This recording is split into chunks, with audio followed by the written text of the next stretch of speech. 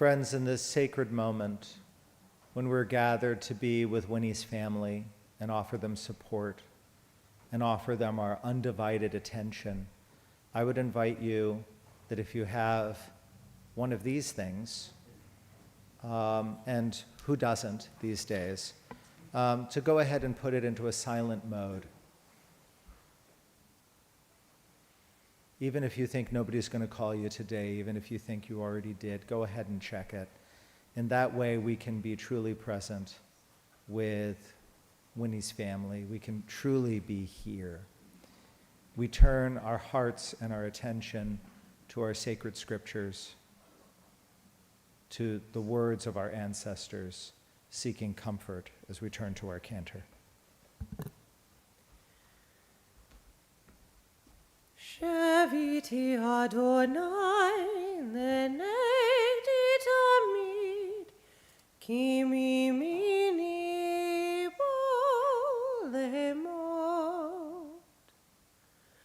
Lachen samach libi vayagel kevodi af besari shkon lavetach Ki lo ta'azov nafshi lisho lo titein chasidcha lirot shachat toidieni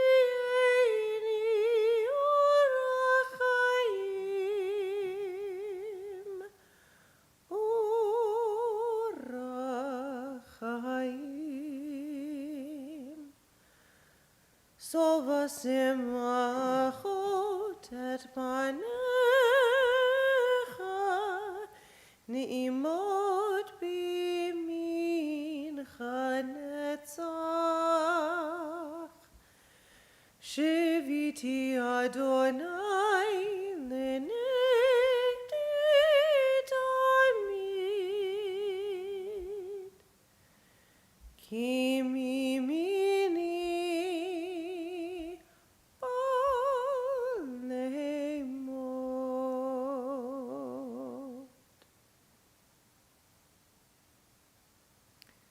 Death has taken our beloved Winnie. Our friends grieve in their darkened world. In their silence, there is lamentation. In their tears, there is loneliness. Lost in their sorrow, may they find the presence of loving friends. Hear them, O God, and be with them. For Winnie's love that united us in life and which death cannot sever, for her companionship that we shared along the way, and which continues through the tenderness of memory, for the gifts of her heart and mind that brought us joy and happiness, and is now a precious remembrance. For all these and more, we give our thanks to God. For untold generations, our people have turned to the words of the 23rd Psalm for comfort and for support. We join in those words now, first in the Hebrew and then in the English. Adonai ro'i lo echsar Binoi tesher yarbetseni Al mei menuchot yenaleni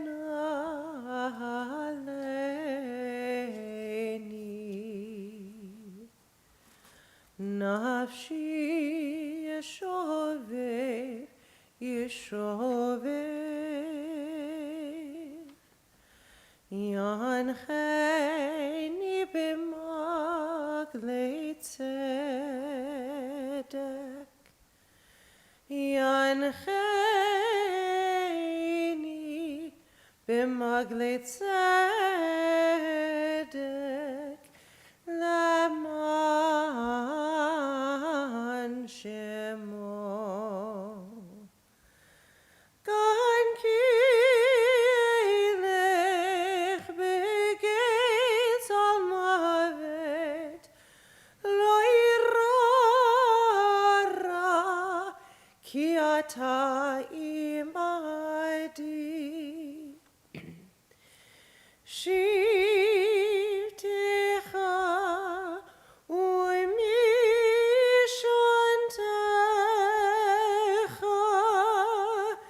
המה ינחמוני.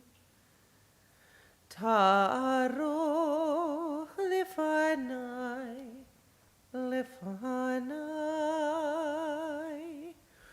שולחן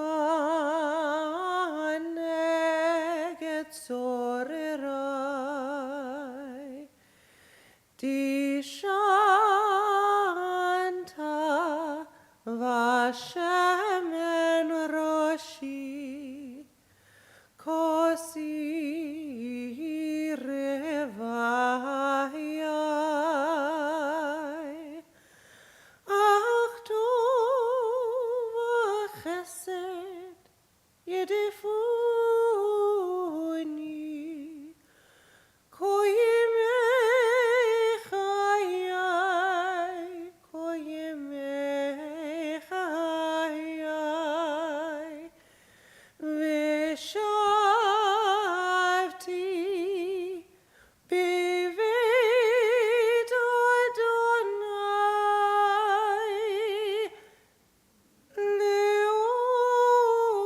לאורך ימים.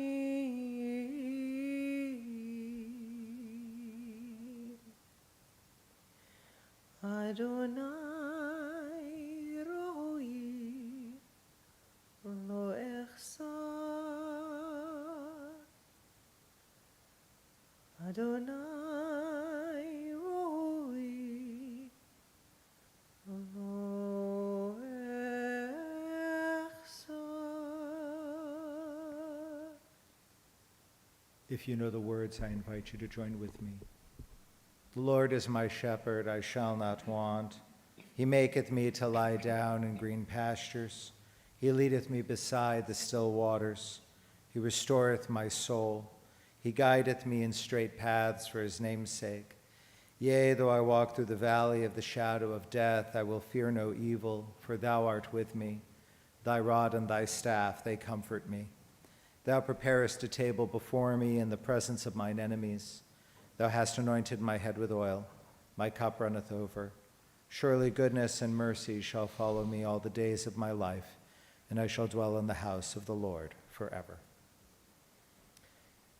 Birth is a beginning and death a destination, but life is a journey, a growing from stage to stage, from childhood to maturity and youth to age, from innocence to awareness and ignorance to knowing, from foolishness to discretion, and then perhaps to wisdom, from weakness to strength, or strength to weakness, and often back again, from health to sickness, and back we pray to health again, from offense to forgiveness, from loneliness to love, from joy to gratitude, from pain to compassion and grief to understanding, from fear to faith, from defeat to defeat to defeat, until looking backward or ahead we see that victory lies not at some high place along the way, but in having made the journey stage by stage, a sacred pilgrimage.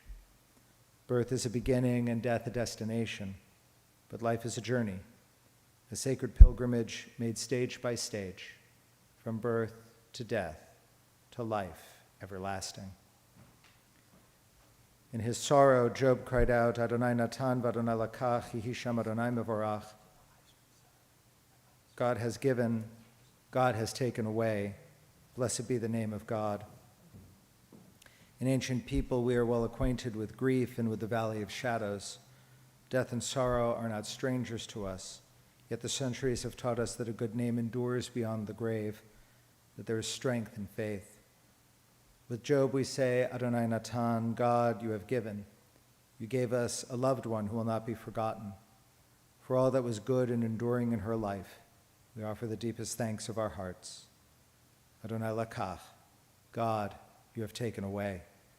We pray for the strength to turn our broken hearts into an altar of trust, before which we acknowledge your sovereignty and love, as we now say, Hi Shem Adonai Mevorach, blessed be the name of God, now and forever.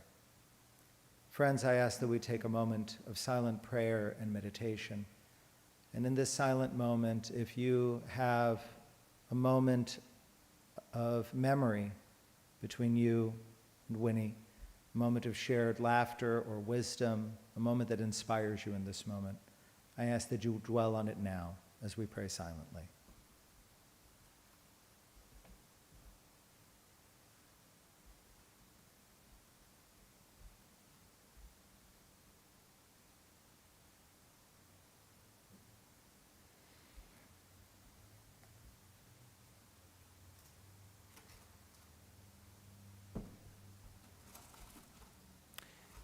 May the words of our mouths, the meditation of our hearts be acceptable in your sight, O God, our strength and our Redeemer. In our tradition, we are taught that there are certain mitzvot, certain sacred obligations, whose reward is without measure. And one of those is Levayat Hamet, consoling the bereaved, being present with those who are in mourning and offering them comfort.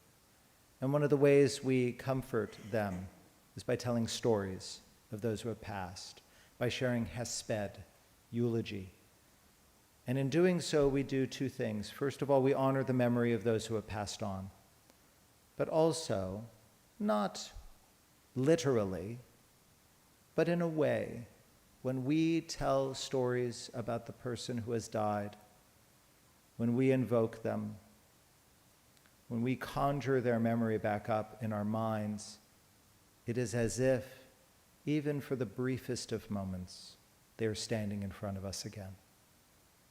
And so in this moment, we are going to turn to various members of the family to share in their hesped, to share in their memories. Before we do, a few moments before the funeral began, I received an email from Rabbi Peter Grumbacher, who was now served this community 52 years, was our emeritus, and knew Winnie very well. Writing to me from Israel, where he is right now, he wanted me to make sure I shared this. So I'm reading what he shared with me word for word. And appropriate that he always went first, so I'm going to let him go first. I've known Winnie and her family since day one. Never did I see her without the warmest smile and kind word. Her husband was a mensch, both devoted to the congregation. I barely knew Andrea and Mark, but was blessed to have Robin and her family in my life for decades, though I'm not sure she would return the compliment. I will let you and Rabbi Grumbacher negotiate that when he gets back. Sincerest condolences to all of you and to Bernadette and family. No doubt Winnie's memory will be a blessing. It already is. So, words from our emeritus. At this time, I'd like to call forward Winnie's grandchildren, Sarah and Molly, Jeffrey and Michael, and her son Mark, to share their words.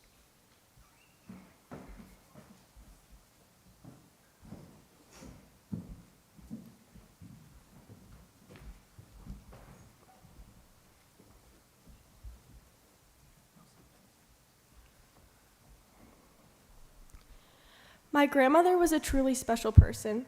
If you were with her the past couple months, she'd tell you how many times my sister and I said that to her, but believe me, it wouldn't even come close to the amount of times she reminded me and everyone around her how special they were. She had a way about her that even on the worst days, she would always remind you how great and loved you were, never forgetting to tell me, "Love you bunches," before I'd go home. There was never a time I left her and didn't feel so loved and special. Ever since I was a little kid, her name Winnie always reminded me of the cartoon Winnie the Pooh, the bear who loved everyone unconditionally, accepts everyone, rarely complains, and is kind to everyone. Anyone who knows her knows that these are the traits that directly correlate to her.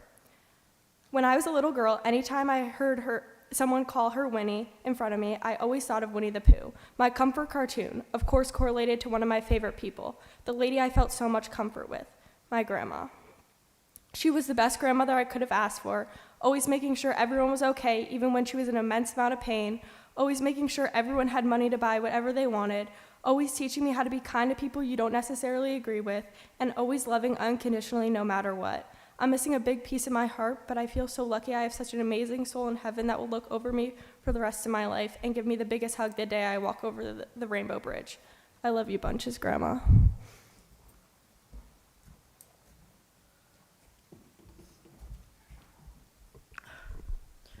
To be completely honest, I'm not really sure how to begin this speech. It's so difficult to put into words how incredible of a person Winnie Silver, my grandmother, was.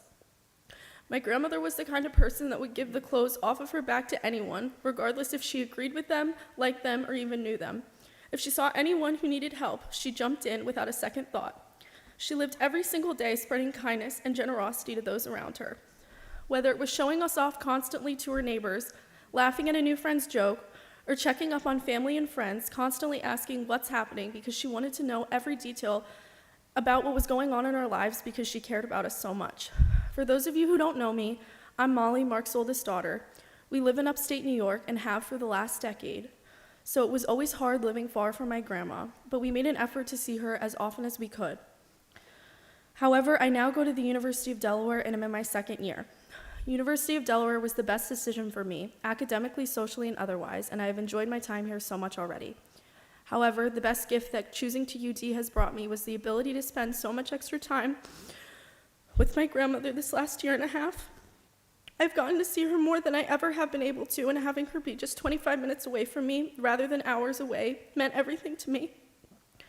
Getting to say that she lived local to me for the first time in my life was such a blessing, and it was surreal being able to decide to see her the day after a class instead of having to plan out a trip weeks ahead of time. In these last few months, I really tried to get to know new details and stories I didn't know before about her, because she spent so many years learning all about us. Some things I learned was that when she met my grandpa, the love of her life, who I never got the pleasure to meet, she just knew that he was it for her. She loved humming along to Frank Sinatra, and one of my favorite stories she told us was the time when my dad was in kindergarten and he went over to his friend's house to watch TV after school and didn't tell her about it. So she freaked out because she didn't know where he was, but spoiler alert, she found him. My grandmother made it clear to each and every one of her children, grandchildren, and great-granddaughter Eliza how proud she was of each and every one of us. Whether she heard where we were attending college, we ended the semester with good grades, had a good sports season, made a new friend, and everything in between, she always would be beaming with pride when hearing our accomplishments, both big and small. I would give anything in the world to be sitting in her apartment again, watching Jeopardy and Wheel of Fortune, being offered Hershey bars or pretzels next to her in her chair. I'd give anything to bring her one more Starbucks strawberry acai refresher, just how she liked it. And I would give anything to sit down for one last meal at the Hollywood Grill or Lucky's together, some of her favorite restaurants. I truly am the luckiest girl alive to have been able to call her my grandma, and I mean it. My grandma was truly the glue that held us all together. Being the oldest of 8 siblings, the mother to 3, grandmother to 6, and great-grandmother to 1, with countless nieces, nephews, and cousins, she was someone anyone knew they could go to for anything. She was always there to listen and never gave any judgment. Grandma, wherever you are now, I want you to know how much I miss you and how much I love you. Our grandmother had this thing where she would tell us love you a bunch whenever we gave her a hug and kiss goodbye. So Grandma, I love you so many big bunches, and I always will.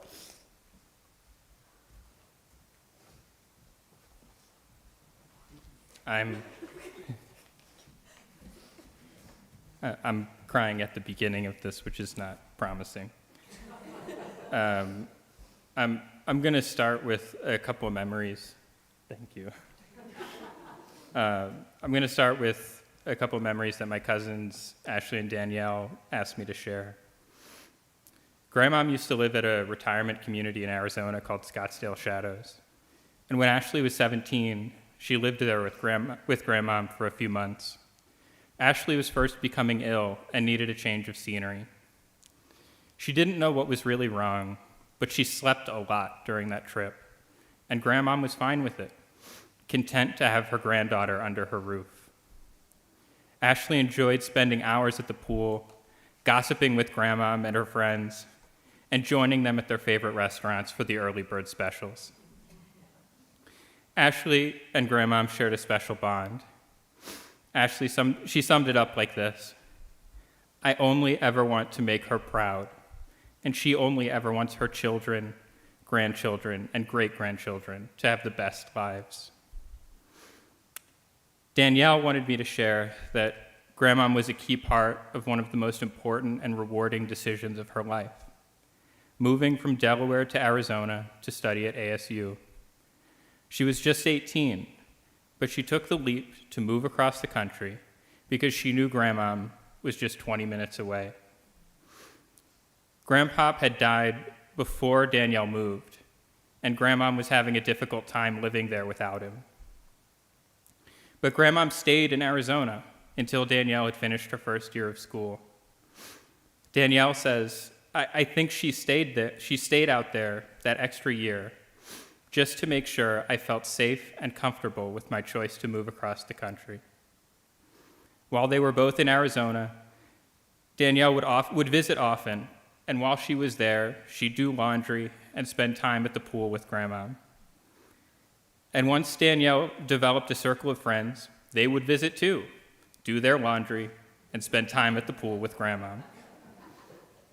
Danielle was so grateful to have Grandmom there for that crucial transition from childhood to adulthood.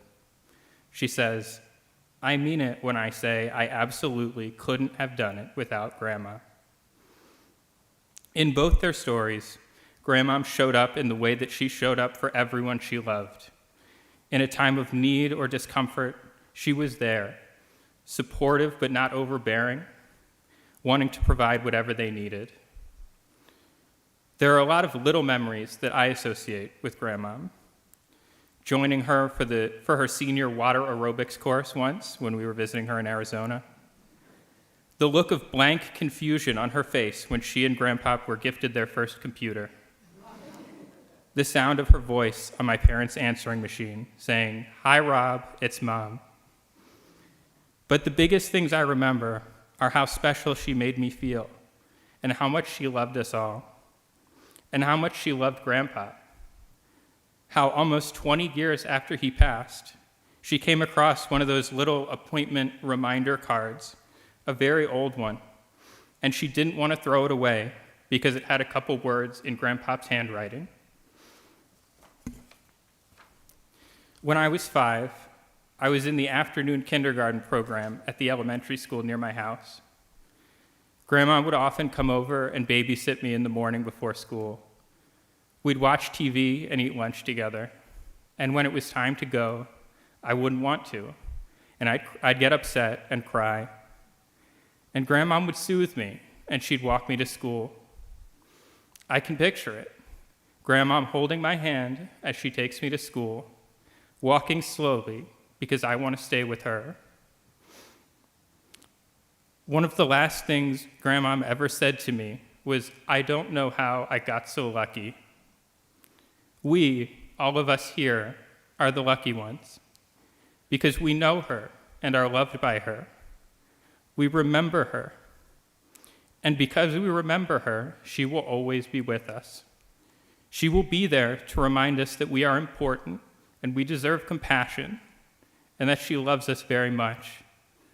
She will be there to remind us that she is proud, just like she did when she was alive. And when we miss her, she will be there to hold our hand and walk with us for as long as we need.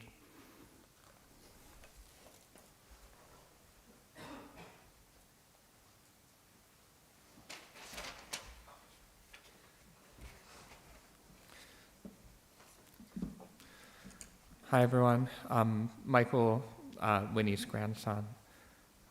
My mom, who talked to Winnie just about every day, couldn't give a eulogy because she knew she would cry too much. And so that means I get to deliver all of her best lines for her. So I'm going to tell you a joke she told everyone when we were all together at my Aunt Andrea's house for a memorial dinner on Monday. The joke goes like this: how many Jewish grandmothers does it take to screw in a light bulb? The answer is none. It's okay, I'll sit in the dark. That was Grandma, to a T, but not in the stereotypical way I think a lot of people would interpret this joke. It seems to me that the straight-up reading of this joke is that the imagined Jewish grandmother is trying to make you feel bad, the much-feared Jewish guilt trip. No, really, I'll sit here in the dark, forgotten by all my children and grandchildren. Oy vey is mir. I want to be really clear. That's not her. Nothing would mortify Grandma more than the thought that she'd made someone feel guilty on her account. She went to heroic lengths to avoid putting anyone out, and this made her a very lovely person and a very lovely house guest, unless you were trying to figure out what she wanted for lunch. Get whatever you like. It's hard to overstate her commitment to this routine.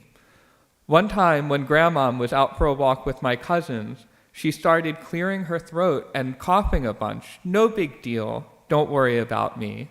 It wasn't until much later that they found out that she had swallowed a bee. Many years later, shortly after Grandma got heart surgery, she was on blood thinners and she got a terrible nosebleed.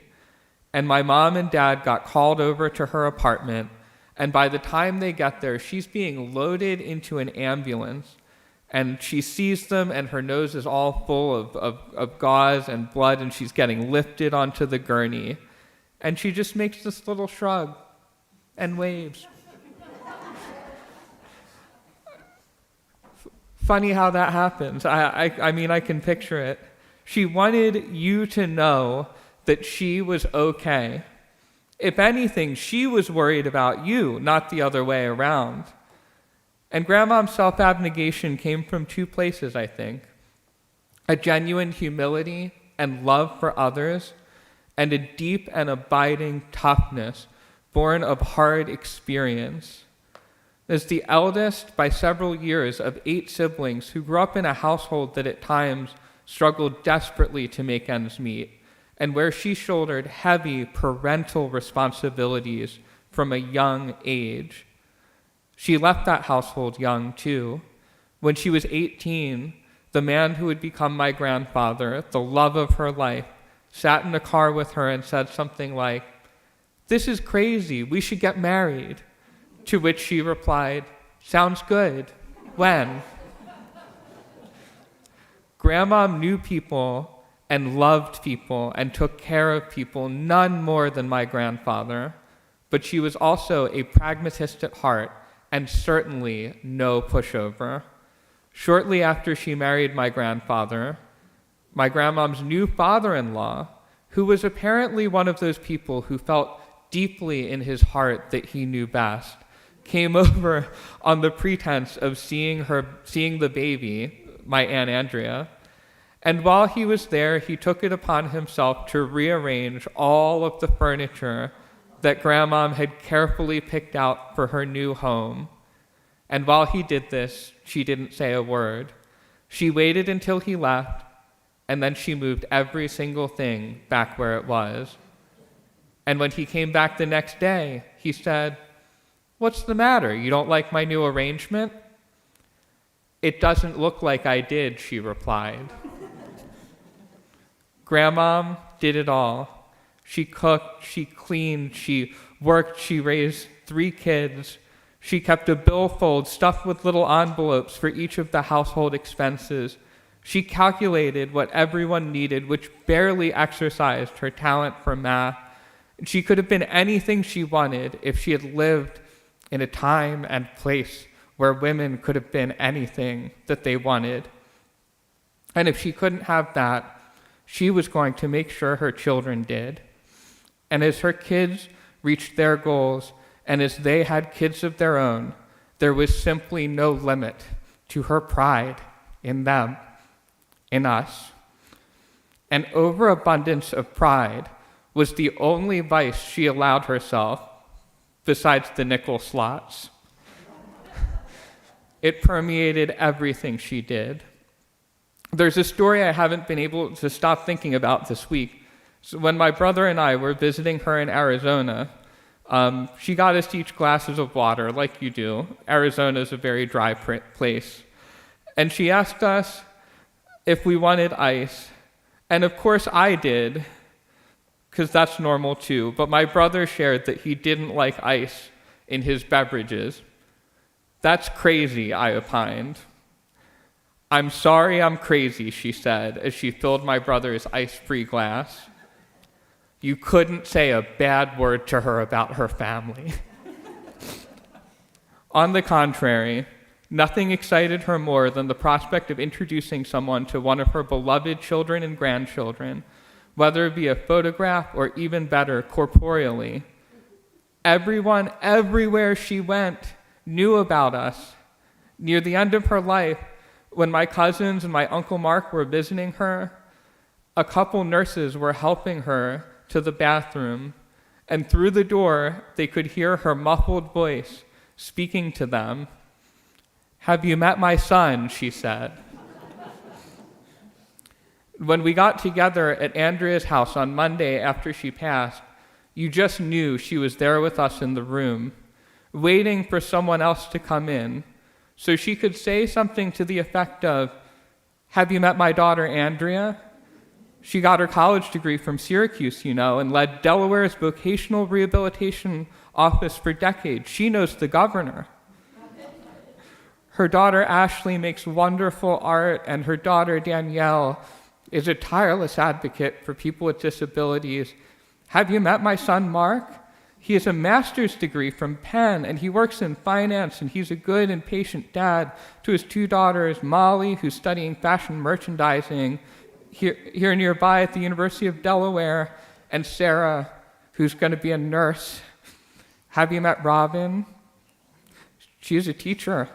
She got her master's degree, and she taught a college class, and she taught so many kids to read. And her boys, Jeffrey, what a mensch, he went to Harvard Law. He works for the IRS now. And Michael, who started a nonprofit and had my great-granddaughter Eliza.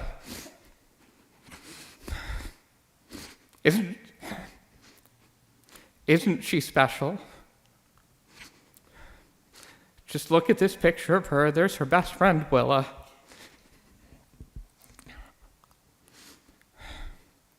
She always wanted to know how she wound up with such a wonderful family.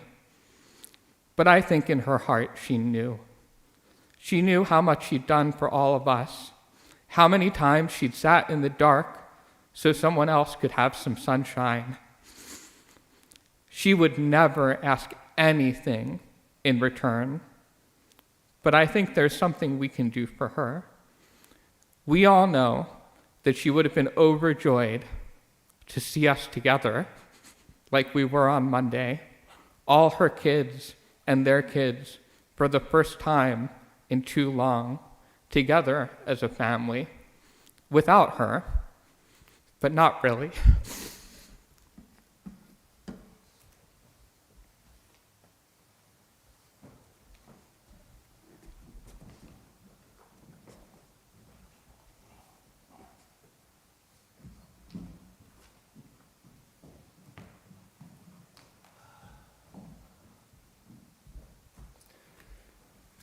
Wow, after hearing that, I think you might agree that I won the mom lottery. Andrea and Robin, too. I mean, as far as I'm concerned, Winnie Silver was the Michael Jordan of mothering. And the irony is that I was pretty much an accident. I mean, let's face it, my sisters were 9 and 12 years older than me. But Mom never strayed from the party line. We always wanted a boy. And so I've truly dreaded this moment. How could I possibly find the right words to live up to her greatness? And you just heard great words. So I'm a little bit off the hook, but I'm gonna try and give you my view. I mean, I suppose a good place to start is to talk about the look my mother gave you when she met you. She looked you right in the eye and gave you a warm, caring smile that instantly made you her friend. She wanted to hear about your family, hear about your life, and she wanted to share her story and family with you just as much. Mom loved to tell the story about the two of us in the car when I was about 5 years old. Where we were headed, I'm not sure, but we were definitely in a rush. She drove right through a red light. As if on cue, one of Wilmington's finest pulls us over. As the officer made his way to the car, Mom is steeling herself, getting ready to plead ignorance. Maybe drop the name of her brother, my Uncle Stanley, who just happened to be a high-ranking official on the Wilmington Police Force. And so the officer asked my mom if she was aware of the red light that she just went through. But before she can plead her case, I proceed to throw my mom squarely under the bus and blurt out to the officer, "I told my mom that the light was red." I mean, really, who would have thought one of my mom's favorite stories about me was the time I didn't help her lie to the cops?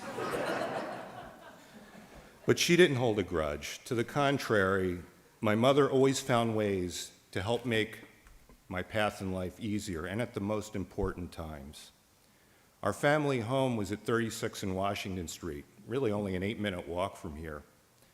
My parents bought the house in 1961 and settled into a warm and inviting neighborhood, close to many friends and family. 7 years later, that all changed, virtually overnight, in the wake of Martin Luther King Jr.'s assassination. Perhaps the worst part of the turmoil in those years was the impact to the local schools. As Robin and Andrea, my sisters, were starting and finishing high school and dealing with the brutal changes, with Robin shouldering the brunt of it, I was just getting started, and I needed a good option. And Mom found one. She found a private elementary school called Albert Einstein Academy that was just starting up and was to be housed in this very building. Mom was already working and taking care of the household, but she didn't hesitate to take on extra work to make sure we could afford the tuition. But after 6th grade ended, we were left again with some difficult choices. So Mom managed to uncover a good but a little bit unlikely option at one of the nearby middle schools. They had a program called FAME. Now, I know what you might be thinking, and no, I did not have delusions of a Broadway career. FAME in this case stood for Forum for the Advancement of Minority Engineers. And so another problem solved, another path made easier by Mom. When I was 25, I got fired from my job at the bank. I was devastated, especially since I had a mortgage to pay for the condo I just bought. I called Mom, and her first question was not, "What did you do?" It was, "How can I help? What do you need?" Free of judgment, full of love. She was my bridge to a better path, full of encouragement and positivity. I managed to get back on track. I finished grad school and started a long career in finance. Even as I climbed the corporate ladder, Mom never stopped worrying. You see, Mom was a warrior. Not only was she a Jewish mom, but she also grew up in the middle of the Depression. Pretty much a double whammy of worry. She mostly worried about her children, but especially me. And I think part of her always saw me as that 25-year-old kid without a job, never quite sure I'd be okay. How do I know this? Well, every time I saw her, her first question of, how's the job going, was always followed by, "And do they like you?" Yes, Mom, they like me. Even in her last days, when she began to truly decline, her worries persisted. One day she told Robin that she was certain that she saw me on TV. I had made it. I was a star. I'd finally made a name for myself. But there was just one little catch. She told Robin that I'm only making 3 cents an hour. I told Robin to tell her I got it raised to 10 cents, and I was just doing fine. I suppose the memories that I'll cherish most of all about my mother was witnessing her relationship with my daughters.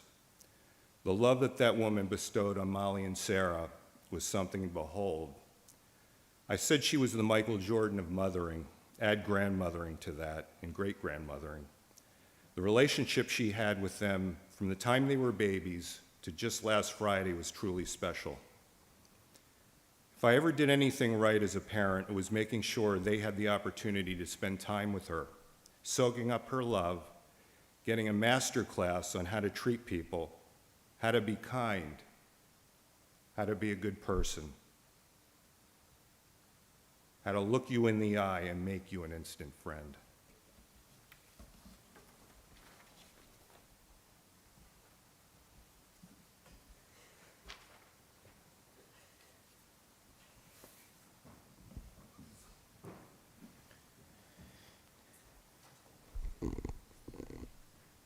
Yasher Koach to each of you, to all of you, for your words and your reminiscences. As hard as it is to believe, we are now, Jewishly speaking, in the second month of Adar, a time of rejoicing because of the festival of Purim, which we're going to celebrate this weekend. That holiday full of costumes and hamantaschen centers around the reading of the Scroll of Esther. That story, full of twists and turns, pivots on one moment where Queen Esther debates whether she can intervene on behalf of the Jewish people. Her uncle Mordecai, who has sensed the urgency of this moment, says to her, "Who knows? Perhaps you have attained this position for just such a moment."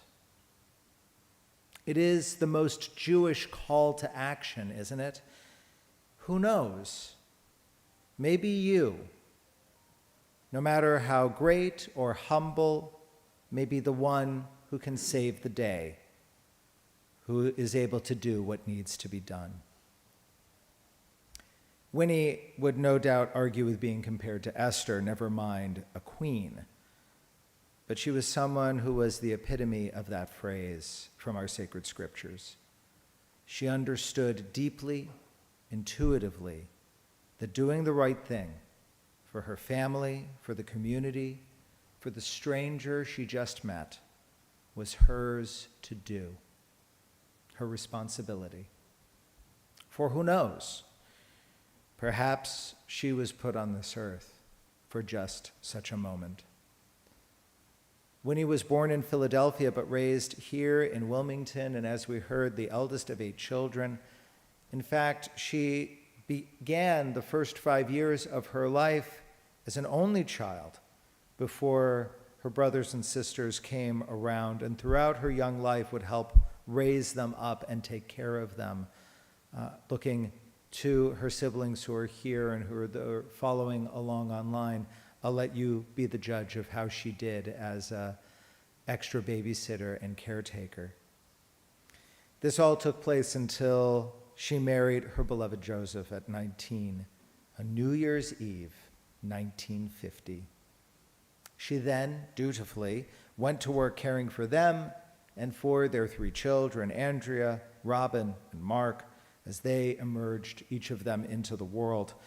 She would get up at 5:30 in the morning with her husband to make him breakfast as he headed off to work, and would take care of the kids, run the household, manage, as we heard, the budget and family finances, and did all of this while working herself in a variety of jobs for a cloth diaper company, as a dispatcher and transport coordinator for the Brandywine School District, as a realtor, and at the same time volunteering for various projects, active in Beth Emeth Sisterhood, and working with the Delaware Foster Grandparent Program. That is a lot for any one person to do. And any of us might forgive someone that busy with that many tasks for maybe occasionally complaining or having the occasional kvetch. But not Winnie. Never. Not even once. Not once in her whole life than anyone can remember. Even in her last week, she was asking about how other people were doing and insisting that she was fine. We already heard the bee story. Last week, as a nurse came in, she spent her time asking about that nurse's children's welfare. She did not want anyone to worry about her. No, as we heard from Mark, she would do all the worrying for everyone. Because who knows? Perhaps that was her purpose in this world. And to be honest, as her grandchildren so eloquently stated, what did she have to complain about? Every day, without prompting, she would tell anyone who would listen, look at my children, look at my grandchildren, look at my great-grandchild. Aren't they the best? Look at how good and kind and accomplished they are. Every single day, to the end. She had nothing but admiration and pride for them, and loved caring for them and having them as a part of her life. And why not? She was, after all, the mother everyone's friends wish they had, who was accepting and gave a lot of leeway, but also taught them to have a strong moral core. You had to make decisions for yourself, and she would wait, worrying, because she worried about everyone. She loved having her friends and family around, loved entertaining them, especially New Year's Day, the day after her anniversary, where she would have everyone gathered, make her favorite kugel, and rejoice in her lifelong friends, all a tight-knit group from her youth. She was at her core a people person. She believed in a kind of feminism, even if she didn't apply it to herself. Robin mentioned, as we were talking yesterday, that growing up she knew that Andrea, Robin, and Mark were going to go to college and that they could do anything. And there was an occasion where Winnie was speaking with her granddaughters Sarah and Molly, and told them that when she was in high school, she couldn't afford to go to prom. But now she had these 3 adult children with degrees and accomplishments. Because who knows? Perhaps that is why she was here, surrounded by the people she loved. And she knew that care that she gave toward her family must be directed to the world around her as well. It did not matter who you were or where you came from, she was going to care about you. She was, in so many ways, as Andrea shared, a social justice warrior before there was such a thing. She worked hard for racial equity and racial justice, especially after Dr. Martin Luther King's assassination. She refused in the first years after that to remove her children from school or move out of the neighborhood, but insisted instead on holding meetings with local leaders like Jeffrey Freeman and others to discuss race and what they could do. She did all of this with humility and in a self-deprecating way. It was not because she was special, but because it was the right thing to do, and you were supposed to do what you thought was right. That strong moral core wasn't just for others, it was for her as well. But she didn't impose it on anyone. And even as she supported her kids and grandkids and would encourage them to figure out what was right and encourage them to figure out how to do it themselves. Because who knows? Perhaps you were in that place, that moment, for just such a purpose. Later in life, when her beloved husband retired and they found their way to Scottsdale and spent a number of years enjoying their retirement, making new friends, and living their lives while he received treatment for his cancer.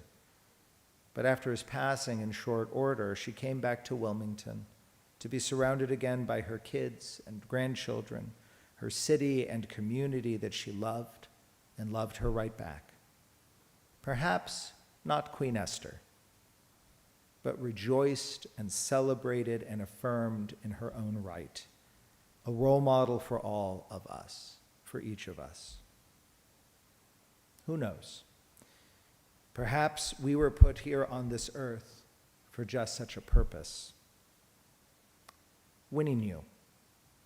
She knew her purpose and how she could make a difference.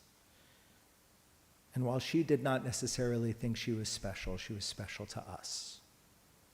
special to her community, and especially to her family, who will miss her profoundly. Zichrona livracha, may she be remembered for blessing, as we say. Amen.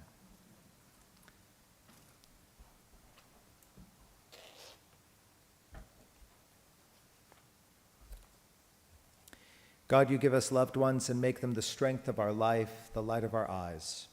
They depart and leave us bereft on a lonely way, but you are the living fountain from which our healing flows. To you the stricken look for comfort, and the sorrow-laden for consolation. O God, we see life as through windows that open on eternity. We see that love endures and the soul endures as you, O God, endure forever. We see that the years are more than grass that withers, more than flowers that fade. They weave a timeless pattern in a world that is the dwelling place of your love and glory. Physically, spiritually, as we are able, I invite us to rise for El Malei Rachamim.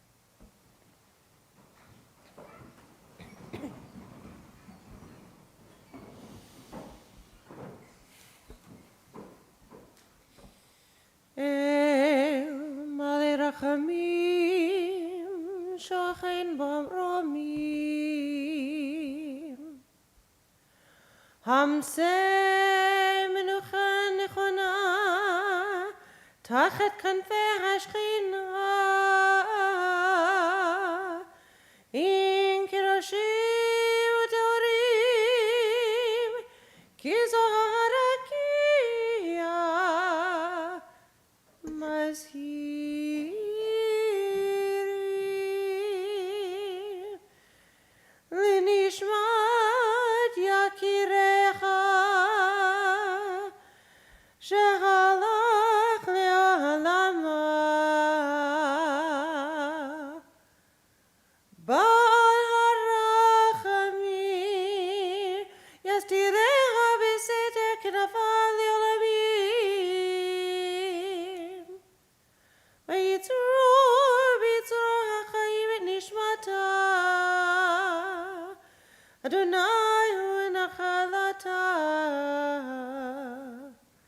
V'tanuach b'shalom ha'mishkava, V'nomar Amen. Compassionate God, eternal Spirit of the universe, grant perfect rest in your sheltering presence to Winnie Silver, who has entered eternity. O God of mercy, let her find refuge in the shadow of your wings, and let her soul be bound up in the bond of everlasting life. God is her inheritance. May she rest in peace. And let us say, Amen. Please be seated.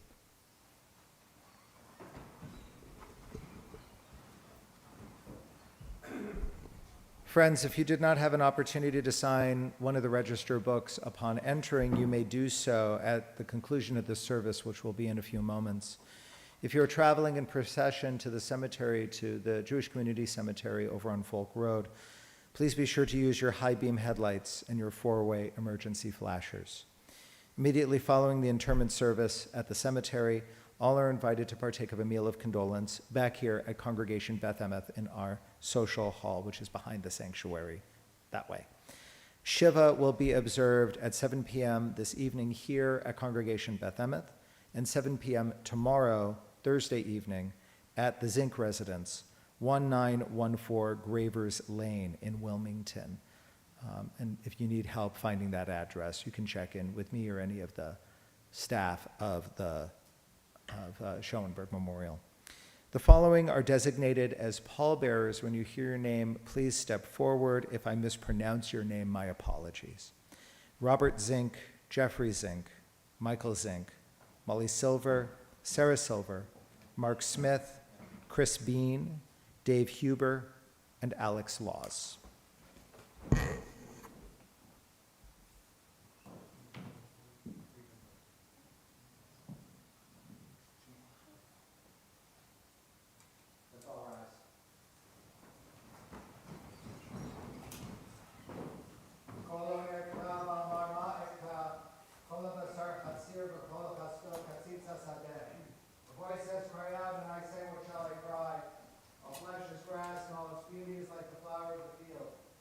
Grass withers, the flower fades, when the wind of the eternal blows upon it. Surely the people are grass. The grass withers, the flower fades, but the word of our God shall be forth forever. Okay, this concludes the service here.